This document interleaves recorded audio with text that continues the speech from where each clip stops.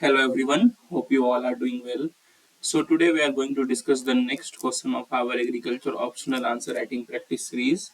But before going towards the question, I must let you know one thing that our agriculture optional test series is going to start from 8th of June. Okay, and there will be 14 tests in it containing 8 sectional and 6 full tests, and the questions will be of high quality. You will get high quality modern answers, and the price of this test will be just 999 with high quality evaluation, model answers, questions, and one-to-one guidance. Obviously, in any confusions you will face, I will be there to guide you. And so this is it. The test is available, and the seats are only 20. And I think 7 8 seats are already filled.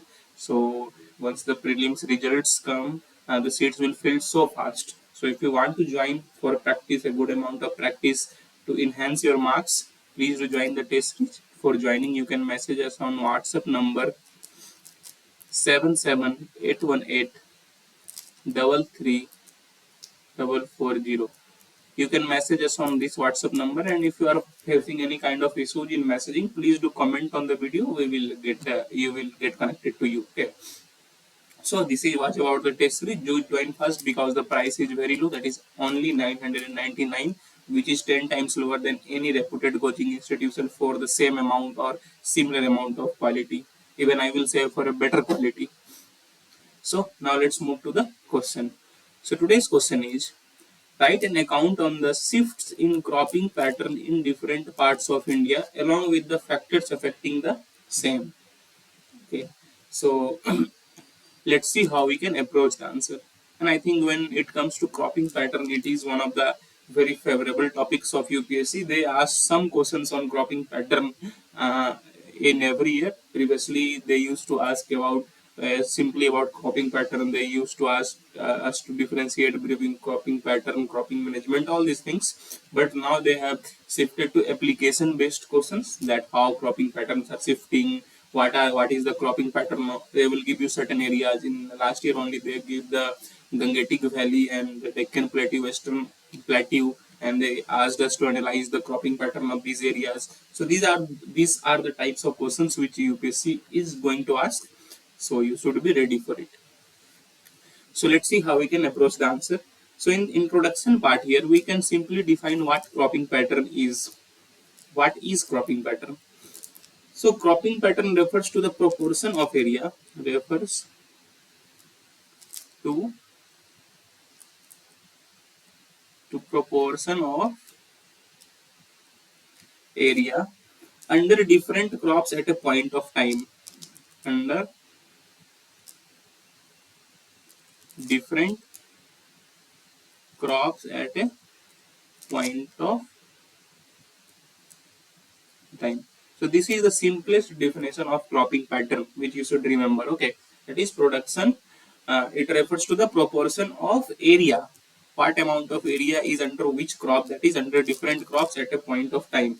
And I think the area here could be a given farm, a given state, a given district, and even a given country. So although here the question is asking us about in different parts of the country, so here we have to take a whole country as an area, and we see how cropping pattern is changing in different parts of our country.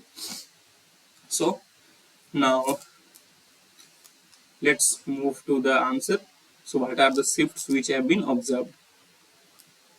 So actually you can divide the shifts into two parts because the timing here is not mentioned. It is not asking how cropping pattern shifted in during green revolution or how cropping pattern is shifting in modern times. So you should be take a I think a larger approach, or you can say a broader approach, where you can divide the shifts after shifts in cropping pattern during green revolution, and obviously we have to include the shifts of cropping pattern during modern times. So what are the shifts in cropping pattern you observe during green revolution? Obviously you will find that the food we have shifted from food crops to commercial crops, from food to commercial crops. So I will not say commercial in sense of food only, because many food crops are also commercial, and that was seen during green revolution, because from coarse grains such as millet, from you can say pulses, the shift was made from wheat and rice, and the farmers tried to earn a lot amount of money by uh, increasing their productivity of wheat and rice, although these are food grains also, but kind of a commerciality was also involved in it. Okay, for example, you can give the examples of states such as Punjab, Haryana. You can also eat that from coarse cereals, or either you can write it that like ways that from coarse cereals we moved to rice and wheat. So rice and wheat became our staples from core cereals such as millets, pulses. So this was a major shift which was seen during Green Revolution, which you should include. Now, what is the shift during modern times? From Green Revolutions, we are shifting to Evergreen Revolution. From green to evergreen, or you can say green plus. So what is the plus here? Okay, what this plus means, which we are trying to shift. So we are trying to shift towards high value crops. The shift it can be seen in the terms of high value crops. The proportion of horticulture, the proportion of medicinal plants, all this is rising. Especially when you see in southern states, or you can see southern in southern states, northeastern states, you will be able to observe this shift. We are trying to increase our wild seed production. I am taking the next page here. We're trying to increase our wild seed production. Okay, we have various missions such as National Mission on Wild Palm and Wild Seeds, National Mission on Wild Seeds. You can write. Okay, various states such as Madhya Pradesh, Rajasthan have enhanced their wild seed production of soybean, mustard, groundnut. Okay, even Madhya Pradesh is now India's largest producer of soybean. So all these things you can add in. We are also introducing cash crops in tribal areas. Cash crops in tribal areas. This shift can also be seen. For example, in states such as Jharkhand or let it be Chhattisgarh, we can see that the tribals are empowered to grow crops such as lac, tasar, tasar, silk, or you can say tasar silk only. This is same. Tasar silk, medicinal herbs. So this shift is also being observed, and you should add your answers with these kind of high value examples. It will help you. And when you see the shift also, we can also say the shift towards organic farming. Organic farming is increasing. So as per the eighth NPOP, we are the second highest country with in organic production in terms of area, and first highest in terms of number of farmers. It was previously ninth highest, but the eighth round of NPOP, that is a national program for organic production, declared that we have now become second in terms of area. Okay, so organic farming has been is being seen. Okay, we are also promoting millets. We have national mission on millets. We have various kind of other missions. Okay, Posan Abhiyan is promoting millets. We had International Year of Millets, and ragi, jowar, bajra. These crops have seen an increase in cultivation in states such as Karnataka, Odisha, which was predominantly rice growing, now is seeing a shift towards millets and other crops.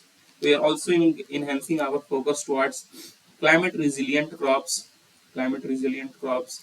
We are focusing to use precision agriculture.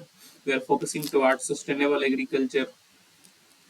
So I think this is the framework. This is the framework on which you can build your answers. We have, and please do write this when it comes to shifts. Do introduce briefly about green revolution shifts, and then move to the modern shifts. And do write a lot of examples. Write examples of various states where the shifts are being observed, various crops, various missions, various government schemes. So all these things will help you to enhance your answers. Will help you to specify your answers, and you will be getting a better marks than a generalized marks. So these are the things which you should include in your answers. Now the second part of the question is asking us about factors affecting shifts in cropping pattern. So what are the factors which are affecting these shifts in cropping pattern? So first of all, obviously there is economic factor.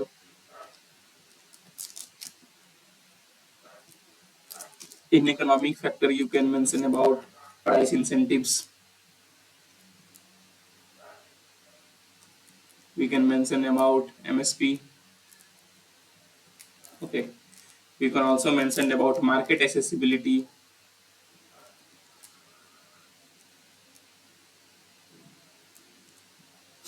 We always see that there is huge amount of production of sugarcane in Western UP, Western Bihar, or you will see that um, in Maharashtra.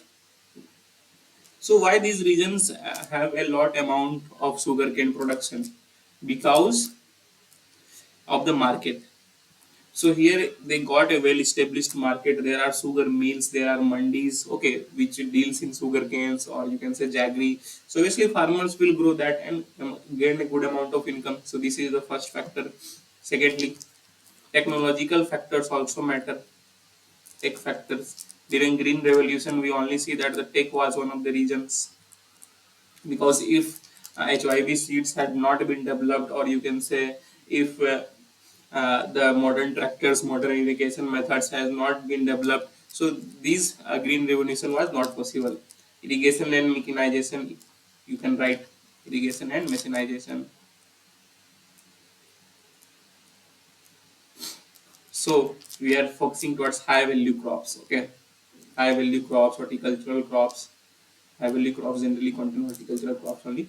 So high value crops. So obviously we will need good amount of mechanization and good amount of irrigation technology to enhance our production and get our uh, aim of high producing lot amount of high value crops. Obviously, policy and institutional support had a policy and the institutional support.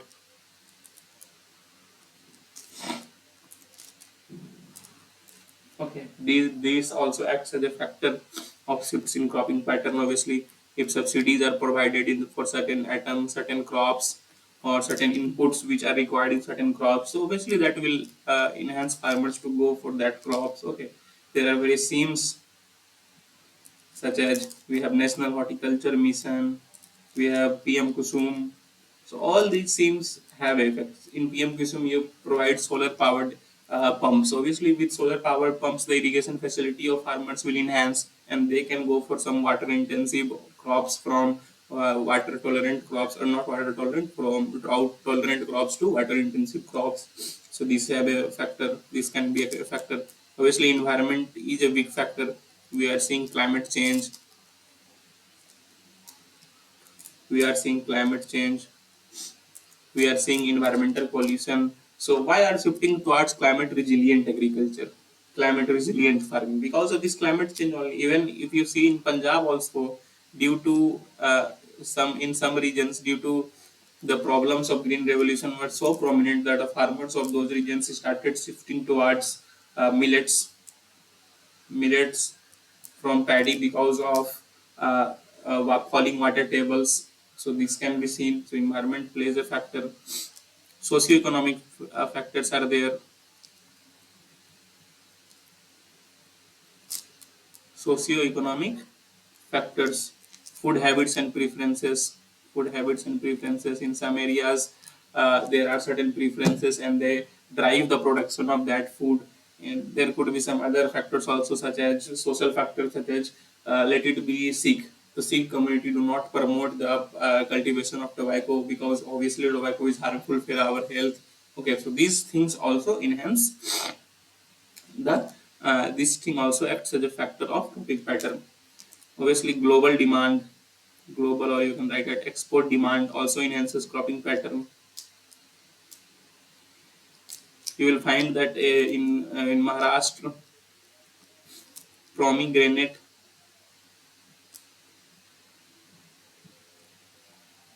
and grape production was increased due to its export potential, because a lot amount of pomegranate and grapes are exported from Maharashtra.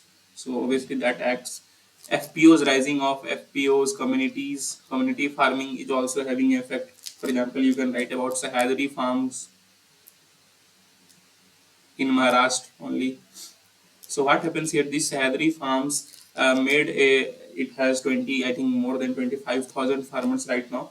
And this FPO, that Sahyadri farm, made farmers to shift from cereals or cotton towards high value crops, that is fruits, because it had a lot of export potential, a lot of price benefit. So obviously these are the factors which can be written. And in conclusion, you can also write that the cropping pattern of India is dynamic and it is influenced by a mix of economic, ecological, and policy factors. And you can give some examples. So we then, and you can should also add one thing, that the need of our is to move towards cropping pattern which provides us environmental sustainability, which provide us a good amount of nutritional security. So all these things can be written in conclusion part. So this is all for today. If you like it, please press the like button. Please do share and please do subscribe. It takes a lot of hard work to make such videos for you on regular basis. And if you like, if you share, if you subscribe, it motivates us to make more such videos for you regularly. And at the end, I must say that please do join the test series if you want to have a good amount of practice in agriculture optional and you are able to see the answers I am providing. So you will get a good amount of model answers, also good evaluation also.